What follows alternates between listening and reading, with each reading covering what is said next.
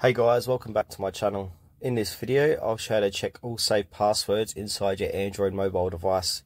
Please make sure to watch this video to the very end so don't miss out on important information and make any mistakes. In saying that, let's jump straight into it.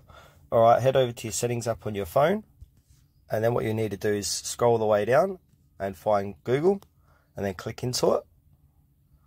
And then you want to click on to manage your Google account. Make sure you're using the right email address as well.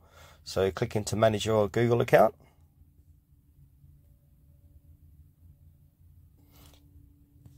And then you want to drag this menu across to the left and click into security.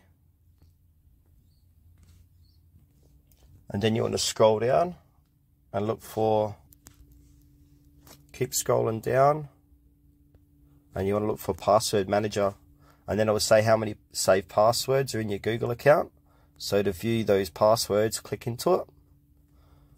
And then these are all the accounts that have my password saved. So if you want to look at your password in any one of these different websites and apps, just simply click into it, guys. So yeah, that's the end of this video. How to check your saved passwords inside your Android mobile device. Thanks for watching this video to the very end. Please consider to like this video and subscribe to our channel if you found it helpful.